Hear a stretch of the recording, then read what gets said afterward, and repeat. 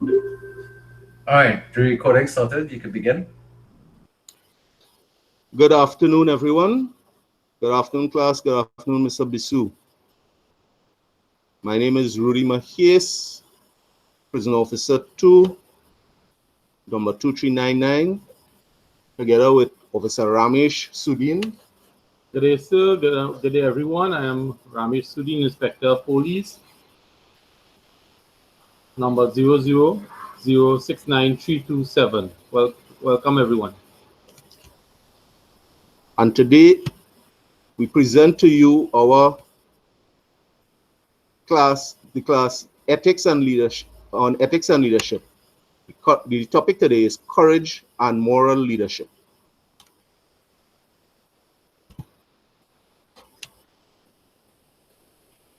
As everyone seeing the screen, we have a quote by Mr. Gandhi. He says, "I suppose leadership at one time meant muscles, but today it means getting along with people." I believe that quote says very much what leadership is today, since it was coined in the late 30s, early 40s. It resonates today and shows exactly how leadership has moved on from the time when the power of the individual, either by force of arms or force of strength, overwhelming strength, decided what people did or what individuals did, an organization. Today, leadership means that we have to get along. Everybody has a input into the organization, and everyone, even those who follow, have to be able to put in their 2 cents worth into the organization for goals to be accomplished. What do people want? Especially the followers, those who are being led. What do we want from our leaders? Well, people want honest and trustworthy leaders. Today, a lot of our leaders let us down. Let us down because, truthfully, they are not honest, and we can't trust them with what they say. What we plan to show you here today is how leaders could become honest and trustworthy. This will be explained further down in our presentation. Why are leaders so dishonest and untrustworthy? What's the problem? Many of us at the lower levels, those of us who are being led, many of us feel that we can do better. And sometimes we know as a fact, our friends become leaders, and then they automatically change. They are not the same person that were in the trenches with us, voicing dissatisfaction with what was happening and saying that they could do better. So we trusted them and we sent them up. And when they got there in the leadership position, they began to face pressures and challenges that we were not able to see. And leaders face those pressures and challenges to do the right thing. How can they, as a leader, do what they promised us they would do when at their level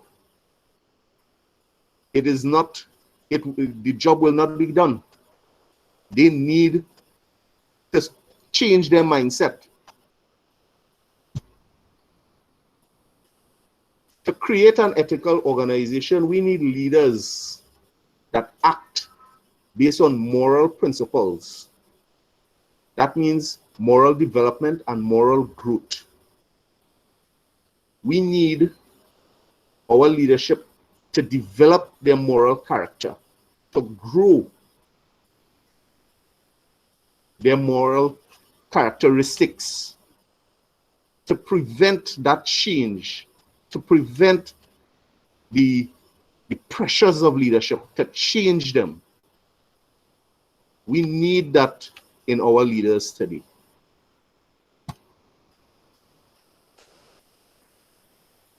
What this presentation plans to show you is a continuation, the continuum of the leader-follower relationship from the beginning, which was the authoritarian style managers.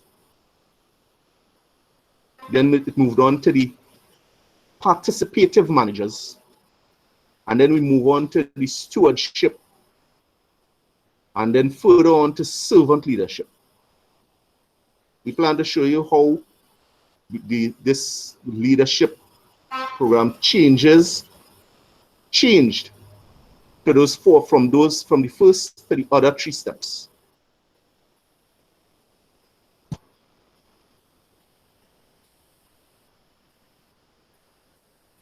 Courage means the ability to step forward through fear, to act responsibly, to take risks, to make changes, to speak your mind, and to fight for what you believe. We plan to show you how leadership needs to follow those steps to become a moral and courageous leader. Expressions of courage. Expressions of courage means also to have moral leadership, to have that leadership instilled within, so that you can stand up against those pressures of leadership and still do the right thing. Another expression is ethical whistleblowing, something that we have been trained in some ways against doing. Ethical whistleblowing is actually standing up and informing the wider world or the wider society that something is being done wrong. And that is something that does not come naturally to people, especially once you are within an organization. Ethical whistleblowing is something at times people are punished for. And that is another form of courage that we must try to instill within ourselves as future leaders, to be able to stand up and at times be punished for doing the right thing.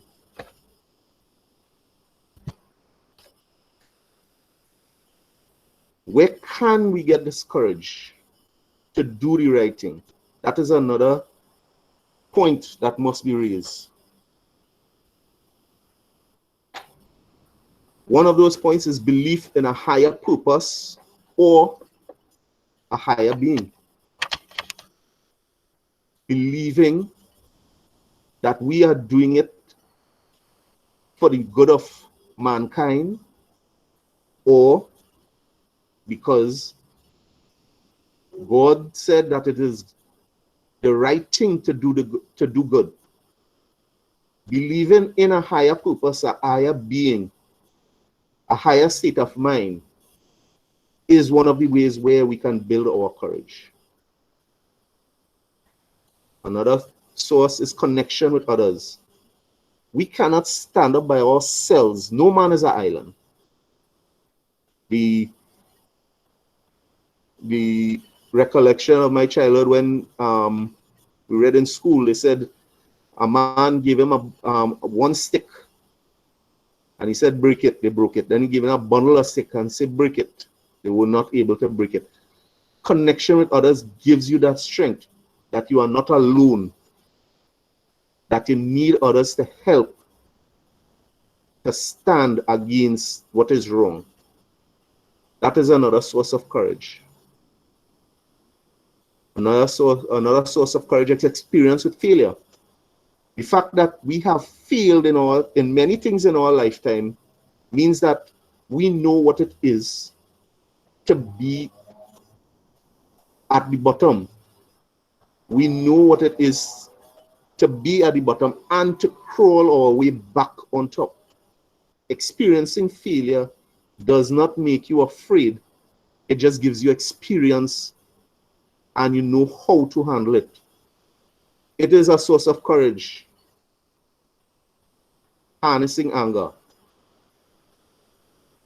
How many of us have boiled at certain instructions, certain orders received, or certain individuals? I know I have. I have went through certain situations with certain individuals where it was on the tip of your tongue to give them an answer which would technically finish your career. But you must harness your anger. You must use it. Use it constructively. Do not blow everything up with some choice words. Harnessing your anger is a way that you can find courage to do the right thing.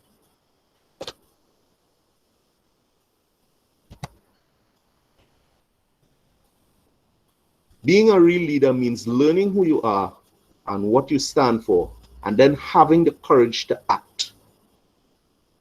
By having that moral strength, that backbone to say, look, this is the right thing and I will not go left or right from that.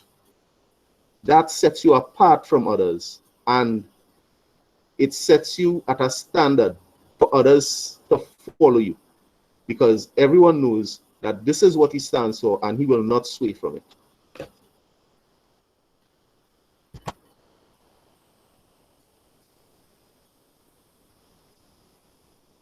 What leaders need too is spirit, the ability to look within. Again, we go back to having that connection with yourself and a higher purpose, to know what is right and wrong. Within yourselves, everyone knows what is right and wrong. You feel it. You know by going into situations, look, this right, this is not the right way, this cannot be right. And then you must have the courage to stand up for what is right. This is what is needed at times, especially today, when we have to go into situations and at the snap of your fingers, sometimes it goes wrong. And you need to have that courage to stand up and to try and keep it right.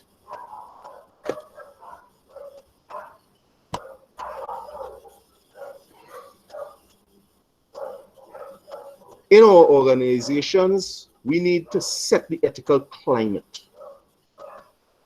Leadership sets the ethical climate in organizations. Without moral and courageous leaders, the whole organization can fall apart. The whole organization can suffer. We as leaders need to be able to set our standards high enough to keep the organization, the employees, the shareholders, and the general public. We need to keep all of those in the proper position. When leaders fail to set and live up to high ethical standards, organizations fail. Organizations fail how? They fail because the leadership will not do the right thing. The organization suffers from poor publicity. They get a bad name. People refuse to do business with the organization, or if they do business with the organization, will not think that they can, will not believe that they will be fairly treated. The organization will not be in a good light. Employees in such organizations lose morale. They feel that the organization will not be beneficial to them. So why should they be beneficial to the organization? Why should they work hard when the organization will not treat them fairly? Shareholders suffer, especially in an organization where shareholders are financially bound to those organizations. They suffer because if an organization does poorly, in turn, their financial reports show poorly, they lose money. If the shareholders lose money, they leave the organization will fail. In a public service organization, our shareholders are the general public. They need to be confident in our service, the prison service, the police service. Without their confidence, our character fails. We do not have a good character within the public service, within the general public, and they will not trust us. Our leaders need to make sure that the general public trusts us to deliver what we say we will deliver, to protect and serve, to hold and treat. Without that ethical climate in the organization, without the proper leaders to hold the organization up to high ethical standards, everything will suffer. The next slide will show exactly what I mean. Moral commitment and performance suffer.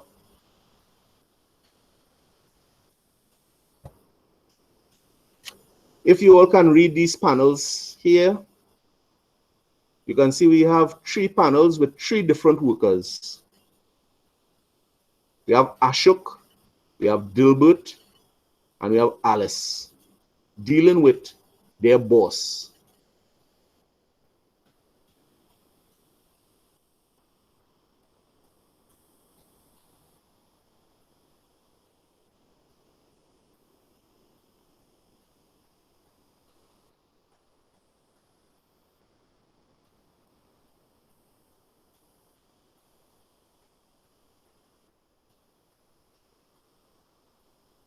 As we see here, Ashok wants recognition for the works that he has done for the company.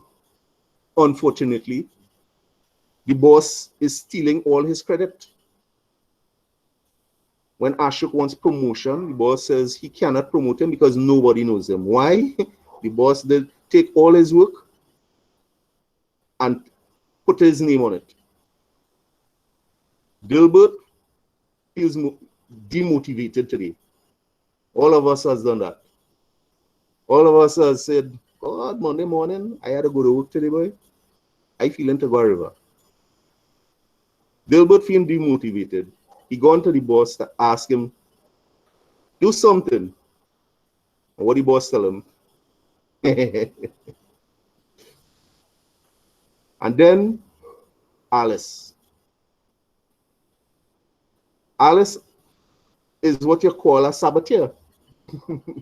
Alice making sure the boss get exactly what he deserves. And we have people in jobs who does exactly that. They ensure that things go wrong just for the boss to look bad. So when employees lose trust in their leaders, they lose morale, they can't commit to the job, and performance suffers.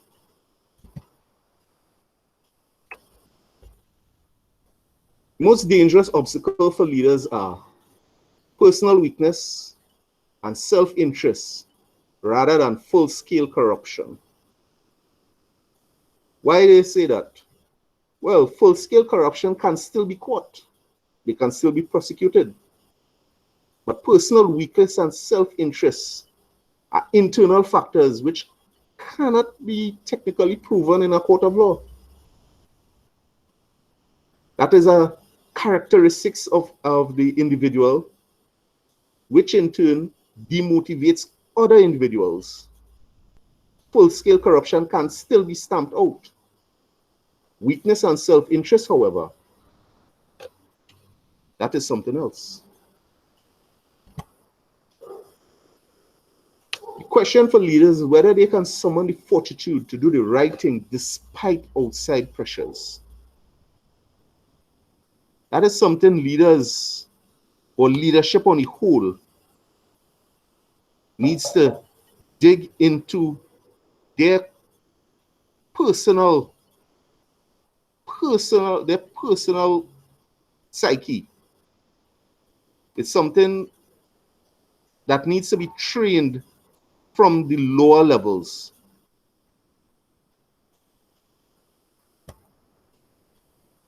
Richard Tedlow once said, life is lived on a slippery slope. It takes a person of character to know what lines you don't cross. He believed that there are lines that people cross on a daily basis. There are some things that you do that pushes the envelope, but then there are others that you should not cross. There are some things that you should not do, and those depend on your personal character, your moral character, how you were trained, how you were grown.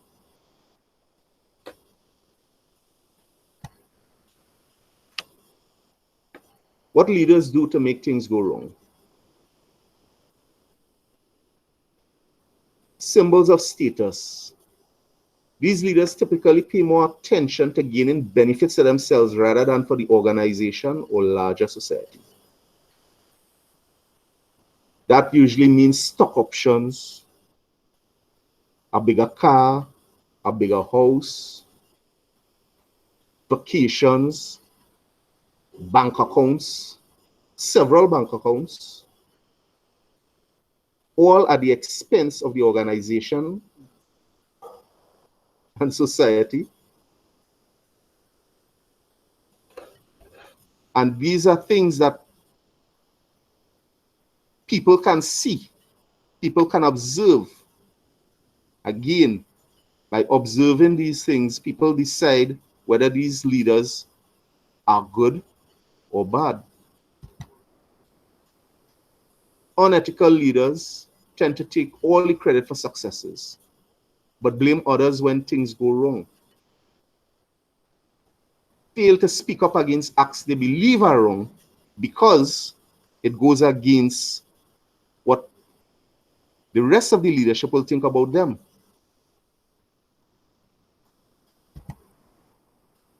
Ethical leaders, however, serve others. Employees learn about the values that are important to the organization by watching these leaders, by learning from these leaders, and by becoming ethical and moral characters themselves. Henry Ford once stated, for a long time, people believed that the only purpose of industry was to make a profit. They are wrong. Its purpose is to serve the general welfare. What he meant by that statement? What do you think he meant by that statement? Anybody?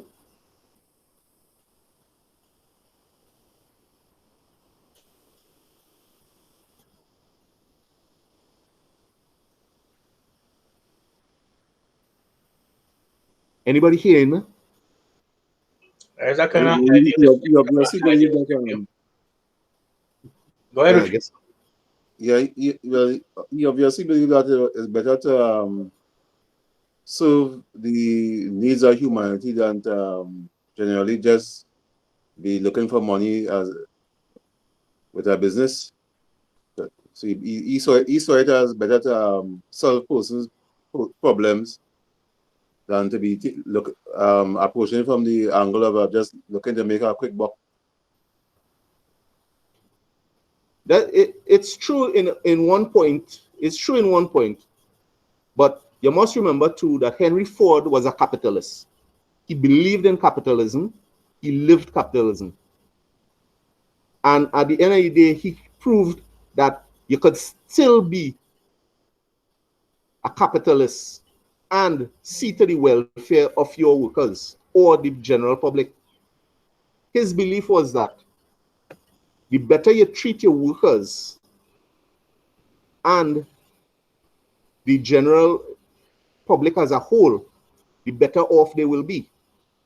In that, the better their spending power will be. And if their spending power is good, your profits will be good. You understand? He saw that if he treated his workers well, they would buy more. And if they bought more, he would pocket more. So it was a win-win situation for him to make sure that his workers and the general public lived well. Because then everybody would buy a Ford.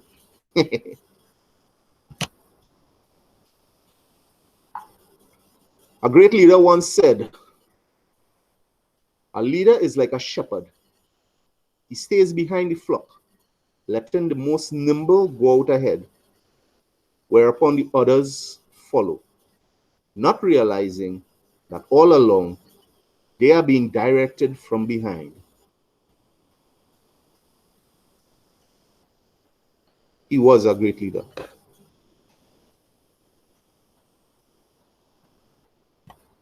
I now pass you on to my partner, who will continue the rest of the presentation from here.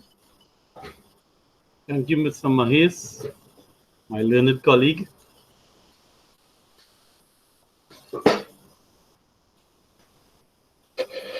When we speak about moral leadership, it's about distinguishing right from wrong. And not only distinguishing it, it's about doing the right thing, seeking the just, the honest, the good, and the right conduct in its practice. So holistically, you can't just distinguish it, you must live it to be a moral leader. A moral leader has certain characteristics, such as ego strength. A leader has to have a powerful ego. In males, an ego is an imperative part in his growing up, what we local call brought up see. He must have self-confidence. He must believe in himself. He can't just allow the world to trample upon him. He must believe and have that confidence in himself, a sense of independence. When you have a sense of independence, sometimes your ideas, your thoughts, your thought pattern, the way you move, it shows not only in your acts, but the way you carry about yourself. You must believe in who you are and know that you are following the right path. Confidence is a key requirement of moral courage because it moves leaders from contemplating what is right to acting on their moral values. The right thing based on your interpretation of right, because we have so many people in society believe that right is conforming to the practices, the ways our leaders follow, may do their job or show their lives. Some may follow religious institutions and beliefs. Some may have grown up a certain way. So the right thing, you have to have some foundation of what is right and what is morally right and your moral values. Most people's moral values came from their early childhood and who they grew up with. And it is very difficult after growing up and going out in the wider world to change some of these moral values. As a police officer, myself, a lot of people say these police have no morals. What did the barracks teach them? One of my answers to that is that these police officers came from communities, homes, villages, streets where moral values were taught to them. And that was instilled in them from many years ago. They came from the same society as the bandits, the businessmen, the politicians, And the police service might try to instill certain moral values in them, but somewhat those moral values that they grew up with still lingers on. It's either they have good moral values or poor.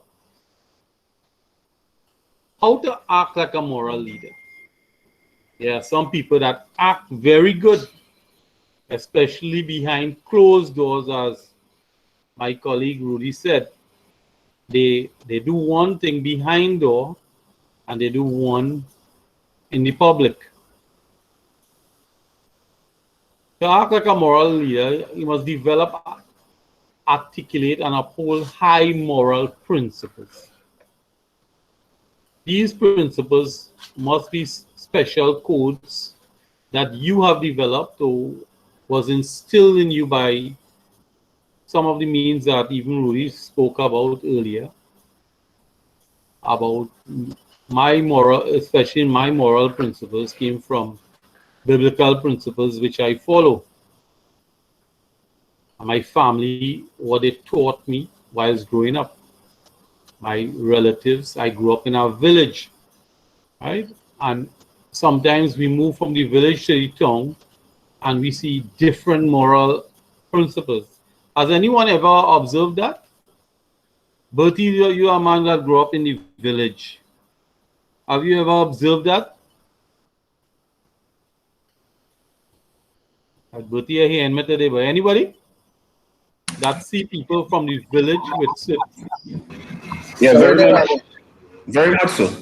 Yes, yes, Sudin, that is true. You are correct. Yes, Mike was also there. You are so right. Thank you. You see, sometimes we see sometimes in my village, I call everybody auntie and uncle, right? Whilst growing up, and I had to say good morning, good afternoon. When you enter a vehicle, when you reach by somebody's house, you say thanks. Sometimes you go into the city, you see people jump in a maxi, they would not even say good afternoon, good day. They would walk in a business place. These are just simple examples of how moral principles can change. And sometimes you have somebody at their moral principles at work might be totally different to when they are home or when they were their girlfriend. They have nice moral when they're courting, and when they're married, sometimes those principles, they don't know where it went. Secondly, focus on what is right for the organization as well as the people involved. Most organizations have standard operating procedures. Now, standard operating procedures are just based on work-related issues, how we function, how we perform. But there are unwritten things in an organization. Leaders believe that the way they talk to an employee, how they talk to their senior should be a difference. The good morning to the junior and the good morning to the senior should be different. But we need to focus on what is right for the organization. As leaders, we must set an example. If we are leaders, we must portray the organization in a positive light. You set the example for what you want others to live by. In this, I come back to myself in the home. Let's use the home, for example. As a father, you are a leader. Your children, you should not be telling your son or your daughter, son, do not drink alcohol, do not smoke cigarette, do not curse. And when you are with your friends in front of him, you are drinking, you're drunk, you're smoking cigarette, you are taking drugs. And what example are you setting? And in the same place, the workplace, you want your workers to reach to work on time. You want your workers to stay to the end. You want them to do an honest day's job. But yet, the hour to reach to work is 7, you reach 9:30 and say, I am the leader. And you leave at 3. You take copy paper, you take ink and carry home. we set the wrong example. So leaders, moral leaders, need to set the right examples. Be honest with yourself and others. Don't try to be something you're not. Be honest to the people that you work with. If you know you cannot do something, if you cannot give them what they want, say you can. Let your no be your no and your yes be yes. If you can help them, try. If you did not, say you did not. Don't. I've seen leaders say, yes, boss, I help you. I will help you. I went and deal with them paperwork. That time you didn't even help. You didn't do anything. You need to be honest with yourself and your others. I am sure many of you have come across senior officers in the prison, in the police office, or has said that they went to admin and they deal with your file, they assist you there. And when you do some, months pass, you do some background checks, and they never went. Anybody has situations like that? Like we have good leaders in our... It didn't happen to me personally, but I know somebody who it happened to. Many occasions. Sorry, many occasions. Agreed. Many occasions. Thank you, guys. Treat everyone with fairness, dignity, and respect from the lowest to the highest level of the organization. We have to remember, and one old police told me this once. Well, now it has changed because police coming back 3 and 4 times as SRPs, soldier becoming SRP. They had told me that you are twice a civilian and once a police. So in my office, I try to treat the civilians with a certain level of respect. The people I work with, my junior officers, because one day I will leave the work and they might be senior officers in the work, and you know they say the law of karma. So we have to treat people with a certain level of fairness, and later on, we reap that reward. We reap that reward. In our organization, some of us have children, we have nieces and nephews, we have young friends. This organization, and we are all part of the leadership, when we perform our duty with a certain fairness, dignity, respect, from the lowest to the highest level of the organization tends to improve. And when these juniors, especially the juniors, I'm dealing with the lowest level, moves up and they impart that same treatment onto their juniors, your young children and your nieces and nephews and friends who will also reap the reward because they have to go out into the society and perform a service, and this will transcend onto our customers, which are the general public. So we start at home, and in our organization, we call it our home in that sense, because if we perform with that way with them, we will reap the reward into the wider society. Do the right thing in both your private and professional life, even if no one is looking.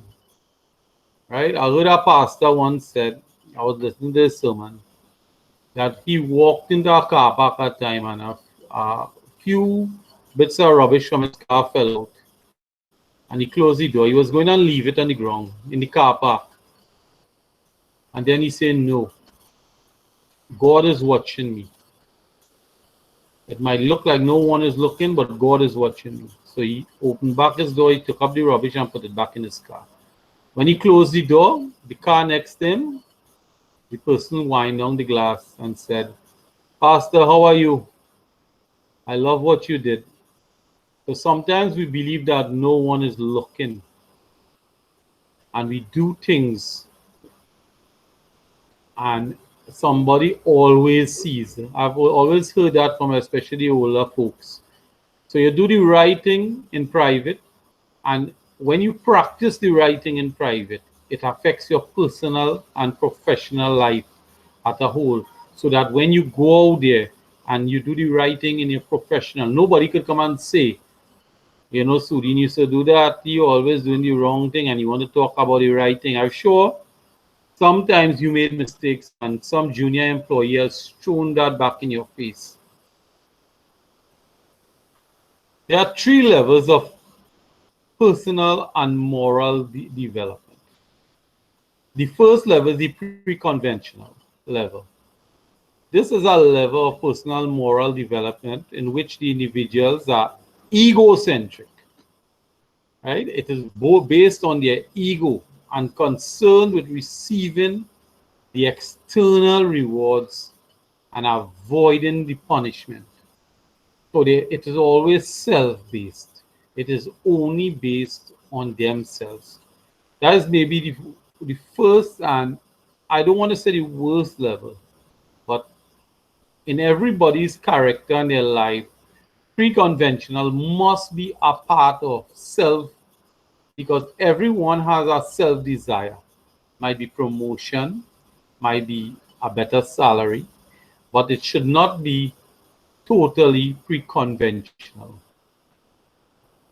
The conventional level, level 2, this level of personal and moral development is which people learn to conform to the expectations of good behavior as defined by colleagues, family, friends, and society. So yes, we have our personal agendas, but we also try to assist and please other people and conform to good practices, good behavior, how colleagues look at us, what they expect from us, what the business expects from us, what the society expects. They want us to be good officers, good policemen, and we try to conform to these expectations. The third is post-conventional. It is an internalized universal principle of justice and right, balancing concerns for self with concern for others and the common good. So post-conventional is kind of mixing 1 and 2. So we try to get in parts of the serving others, but serving self. An authoritarian management. This leadership mindset emphasizes tight top-down control, employee standardization and specialization, and management by impersonal measurement and analysis. These authoritarian managers are self-managers where they believe that you do what I say, not as I do. Right? Do what I say. If I said I want it done 1, 2, 3, 4, 5, do not do 5, 3, 2, 1. Right? Right. So we have this type of leadership, and we had when I joined the police service, we had a lot of these type of leadership, what you call the old Bayesian style of leadership. The autocratic leader. This leader is given the power to make decisions alone, having total authority. This leadership style includes close supervision when people perform certain tasks. You know, when you're on a computer and you're writing up a file or you're doing up something and you have your sergeant or your corporal or your inspector or your PO2 come over your head and watching everything that you do, it's a very uncomfortable position. You feel that you're that tatahong. You feel like you don't know what you're doing. And they're always there. They don't look for the positives, but they actually look for mistakes. Can anyone give me examples of an autocratic leader in our job set?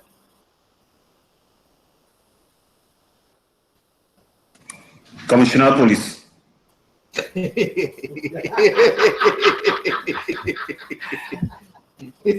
man or the position. Remember that on YouTube, eh? All the leaders. All right. We stop right there. All right. I want to afraid to continue with that one. We have participative management. Leaders have increased employee participation through employee suggestions programs, participation groups, and quality circles. This type of management is where we allow the employee to give opinions, to give their viewpoints, and participate in the running of the organization, and not directly the running of the organization, but there's sometimes we see in organization view box or opinion box. KFC is a seat for your opinion against the workers, but that is from the public.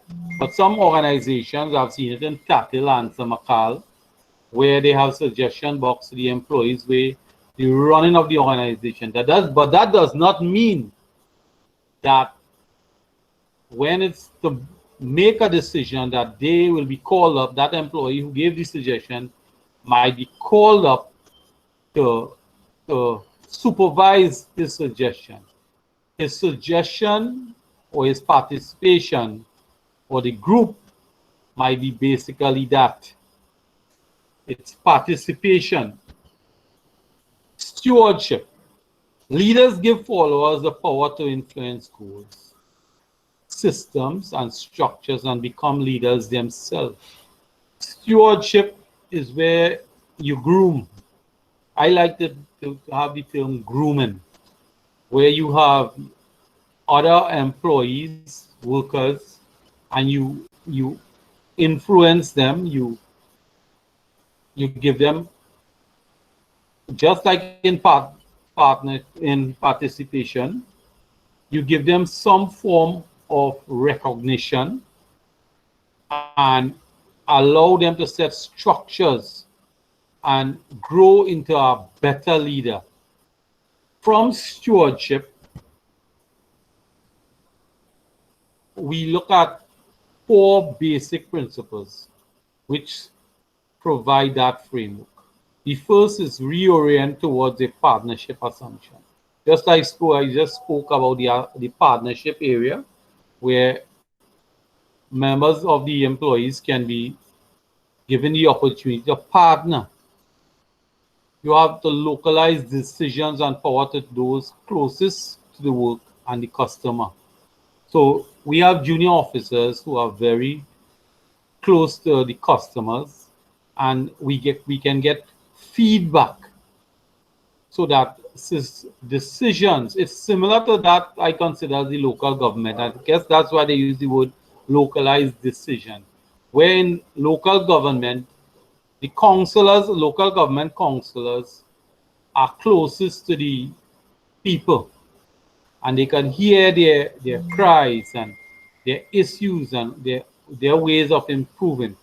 And these decisions can move up the ladder. You recognize and reward the value of labor. Recognition and reward are very important in motivational factors in an organization. It is not always rewarding monetary, but sometimes things like a plaque for an employee, or in a meeting or a dinner, you could say, well done Rudy, well done Ori. Recognition for their work and labor. And this is a key part in the framework. Expect the core work teams to build the organization. Core work teams are generally what we call the engine room. They do a lot of the meeting of the people, the customers, the production, the directing, and when they work together, an organization can be built stronger. The other one type of leadership is servant leadership. And servant leadership, in a biblical sense, and I'm going to back for those who have studied the works of Jesus, I said that you must be a servant. You must serve to be a great leader. It represents a stage beyond stewardship.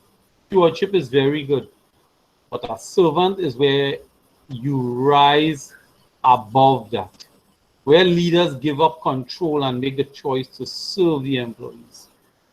For the employees are the ones that, as I said, the engine room of an organization. And when we could serve them, and it doesn't generally mean serve like you walk around with a beer, as Hussein is trying to explain to me here. It's about being this form of service. The example I gave earlier, when to be truthful and honest to your employee. Serving can be simple like that. So can you check out my arrears? Can you check out my overtime? Can you check out to see how much vacation I have when you go up to the boss? These are forms of service.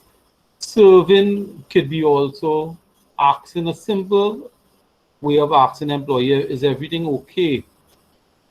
Right? Can I assist you if you see something wrong with an employee? You hear a feedback that an employee's relative, his spouse, his children was in an accident or had an illness. You speak to them, you offer some form of service to the organization or even to yourself. This goes a long way in serving. You work for the employees to be improved yourself. Earlier, Rodi showed you a nice example from Mahatma Gandhi's saying on that. There are four basic precepts in Greenleaf's servant leadership model. Robert Greenleaf, is one of the persons that brought up who has organized what we call the Conference of Servant Leaders. He was born in 1904 in America. He died in 1990. He worked for AT&T, and during his life, he had several theses on different forms of servant leadership. The Greenleaf servant leadership model is one of those models that represents his work. He spoke about put service before self-interest. He taught about serving the people, serving his employees. Listen first to our foremothers. Listening is a key ingredient of being a good leader. We have a lot of leaders out there who are not willing to listen. Robert K. Greenfield, his philosophy is said that it begins with a natural feeling of one wanting to serve. Serve first. Servant leadership is not a leadership style or technique as such. Rather, it is a way of behaving over a longer term. The phrase complements democratic and what we call transformational leadership styles. Robert Greenleaf was the founder of modern service leadership movement, and his teachings are still being taught by many leaders up to today. You must inspire trust by being trustworthy. When your employees can trust you and you give them and show them that level of trustworthiness, your employees want to work with you. They know that you are the person that they can work with. They know that you are honest, you have certain integrity, In addition, trust grows from trusting for others to make their own decision. So you make them have responsibility, and you give them that trust in them, and you assist them. You learn to control them, reward them, and inform and recognize them so that it could flourish, nourish others, and help them become whole. Service leaders care about followers, spirits as well as their mind and bodies. And they believe in the unique potential of each person to have a positive impact in the world. Servant leaders help others find the power of the human spirit to accept their responsibilities. And you must have the openness and willingness to share in their pain and difficulties. Being close to people also means leaders make themselves vulnerable to others, and sometimes are willing to show their own pain as a human. Sometimes leaders, we try to be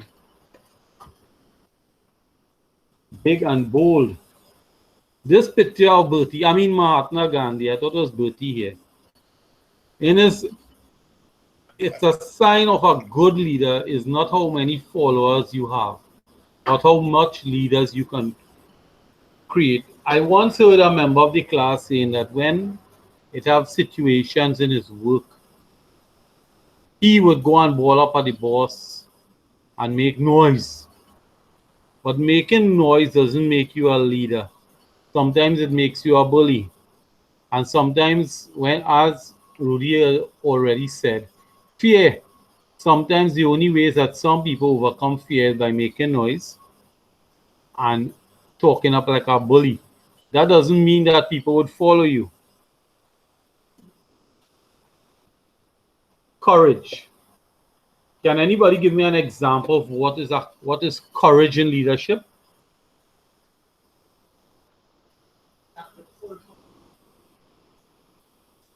Courage is willingness to do the right thing when it's not always the popular thing to do. Very good. That have to be looked. Hi, Mark. All right, Mark. I just joking, partner. I just joking. I just wanted to hear Luke's voice. You're missing out. Not really. The defining characteristic of courage is the ability to step forward through fear. Sometimes we need to break that barrier of fear. Fear is an example of fear is what we call the block syndrome. We have a lot of people that can move forward. They could move up the ladder, but they live their life in a block, and they are not willing to step out of that block. It might be promotion, it might be business, it might be a wife. They are not willing because of fear, and they stay within that block, and they are not willing. They don't write exams for promotion, and they might use the old tactic. I don't want that responsibility now. I like being a constable. But sometimes fear defines you, and a courageous leader sometimes finds that ability to step forward, even though there's fear. True leaders step through these learned fears to accept responsibility. And I didn't highlight it, but I stress on the word true leaders. Courage often means non-conformity. We can go to a new job, we can go to a new section, a new division, or a new unit in either the police or the prison service. And when we go there, everyone expects us to conform to the norms. It is right to take prisoner food. Richie, I think you told me about that. To bring cigarette for them in the prison, to sell cell phones, to sell firearm outside. to work illegal extra duty as police officers. But courage often means non-conformity. Sometimes we need not to be like the others. We need to be independent. We need to set our own standard. Courage means pushing beyond the comfort zone. And as I spoke about earlier, that box. We need to extend our box in areas that we are not always comfortable with. It might mean working longer hours, doing things that we have never done before, going and read, study some new acts, some new law volumes. It might be even asking somebody who you have never asked for help to guide you along. Sometimes we need to push out of that comfort zone, that zone that we feel that we are not willing to expand. Nelson Mandela, our great leader, said, "It is better to lead from behind and to put others in front, especially when you celebrate victory, when nice things occur. You take the front line when there is danger, then people will appreciate you." We in the Ministry of National Security, both our teams, police and the prison, have seen that many times. When something happens that society applauds and recognizes, the media wants to be part of it, you are well recognized. We see people, leaders coming to celebrate the victory. That's when nice thing occurs. But when sometimes there's danger, they have the prison riot. When we have bad boys in the prison decide to give a hard time, and Richie say, "I am coming to work today." There's men like Mark just go to the forefront and deal with it. Am I wrong, Mark? Not at Mark, all. I am. All right. So sometimes people like Richie needs to leave that comfort zone and accept the danger. Then people will appreciate your leadership.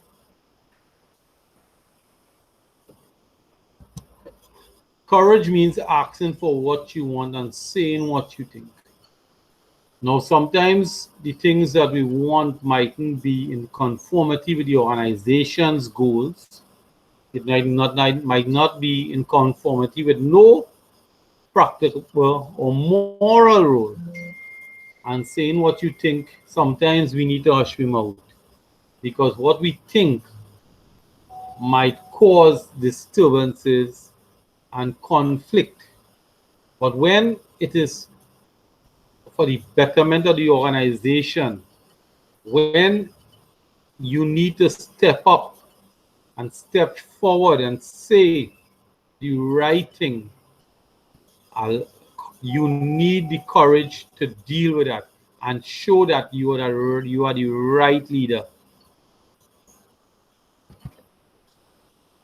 Courage means speaking your mind. There are many leaders who go into meetings to represent the juniors. The juniors might say, "We lack in this, we lack in that, we need this. Can you help us with this?" Right? We short on that. And when they go to the meetings, and I don't even need to ask you all that. We've seen this many times.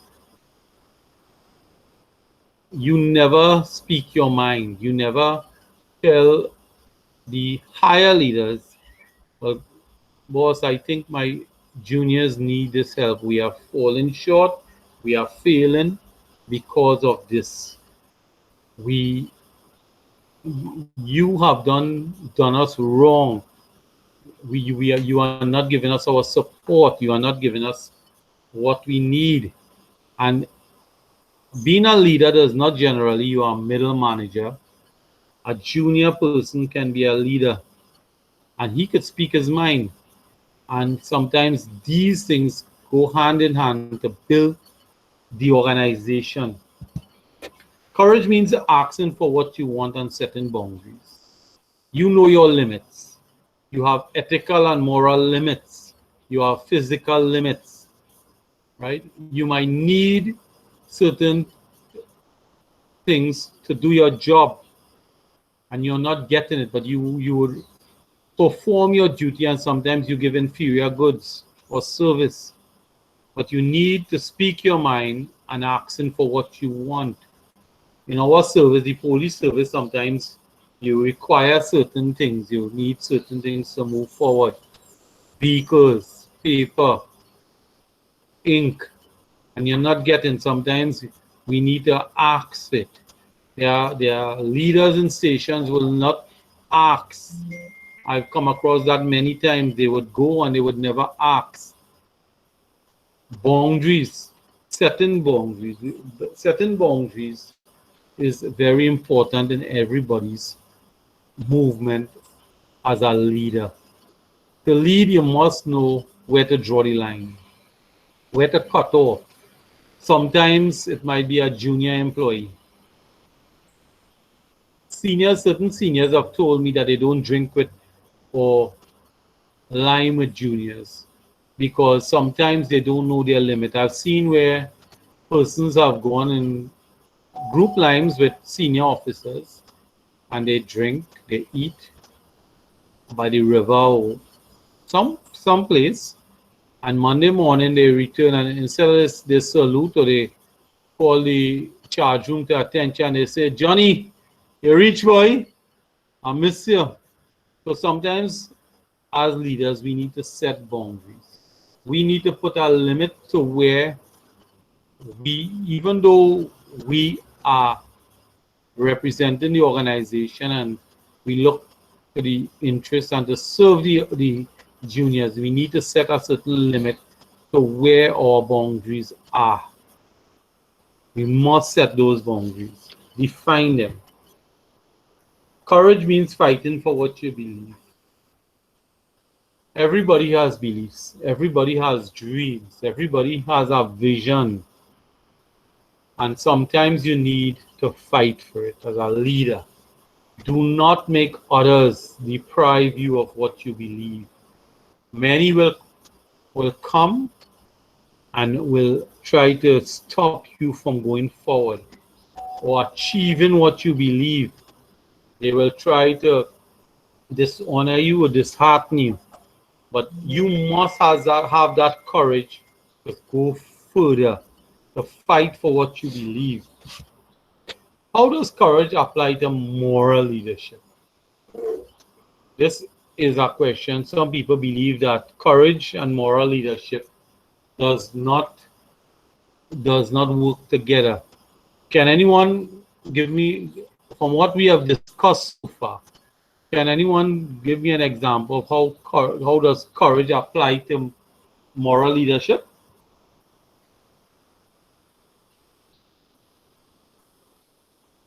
When you're doing the right thing, Ramesh, you will never be afraid to act. So courage comes in there, it goes hand in hand. Yeah, that's basically it. When you act like a moral leader, it requires personal courage to practice moral leadership. Leaders have to know themselves, understand their strengths and their weaknesses, know what they stand for, and often be non-conformist. Honest self-analysis can be painful, and acknowledgement one's limitations in order to recognize the superior ability of others takes personal strength of character. Remember that term, personal strength of character. In addition, moral leadership means building relationships, which requires sharing yourself, listening, having significant personal experiences with others, and making yourself vulnerable. You see, making yourself vulnerable, sometimes people might take what your morals as a weakness, right? Yet finding emotional strength requires people to overcome their deepest fears and accept emotions as a source of strength than a source of weakness. And leadership courage as these few points illustrates, and as I read here, finding personal courage. Opposing unethical conduct requires courage. Earlier, Rudy spoke about believing in a higher purpose. Sometimes it might not be spiritual, this higher purpose. It might be your family's values and what it meant for you, how it feels to serve that higher purpose. You need to draw strength from others. You may draw strength from a junior employee who has a great work ethic. I'm sure that in every place you work with others. When I was working as a corporal in Tunapuna, there was a part-time SRP used to come to work there. And when I saw how he worked, the standard, how he wrote in the diary, his willingness, he drew strength to the entire, how you would say, it was like if he shocked the entire shift. Everybody on the shift would just be empowered by the way that he did his work. You must welcome failure. Failure, for me, and I have learned that a very good example I'm going to give of failure is when I was bypassed for the rank of corporal.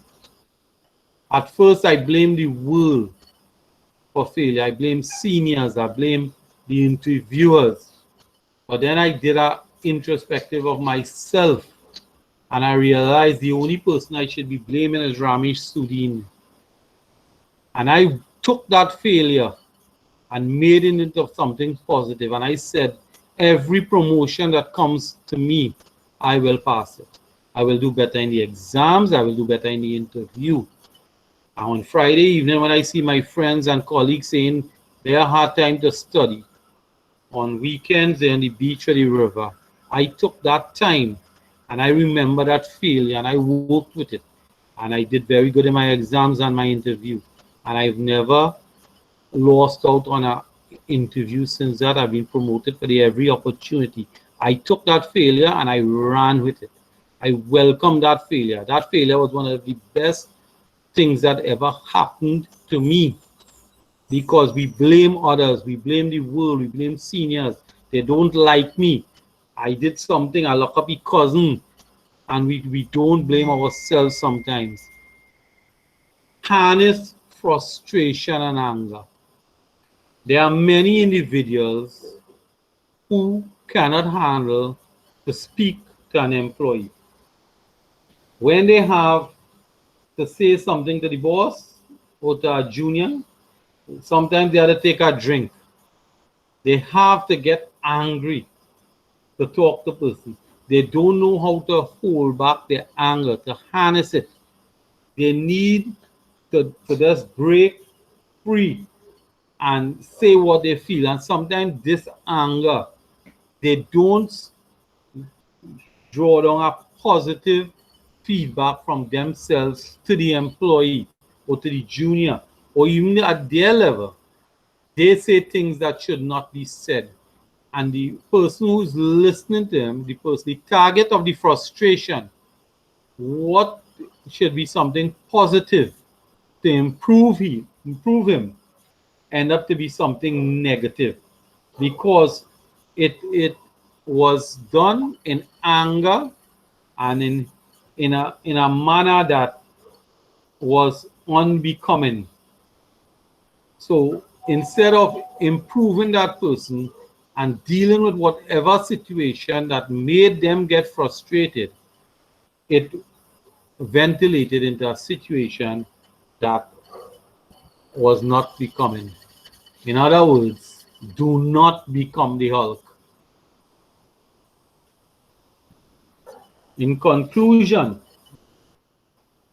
we are all members of an organization who represents a unique and very demanding aspect of national security, and in the wider sense, our beloved country.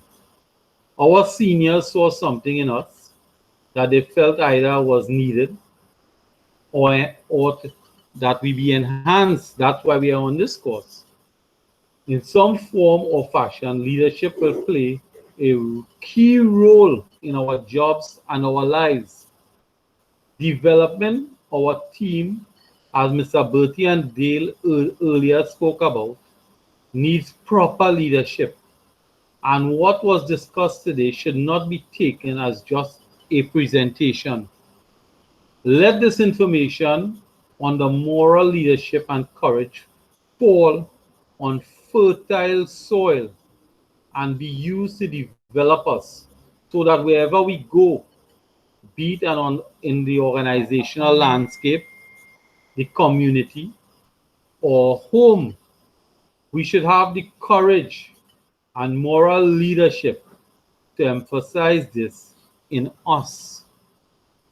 I wish to thank you, Mr. Bisu, for your time.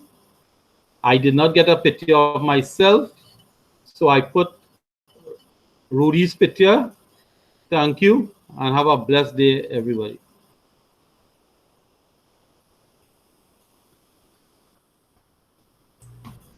Okay, any questions there?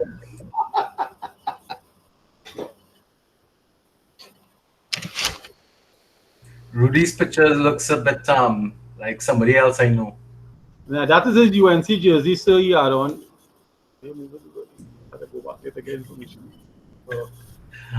All right.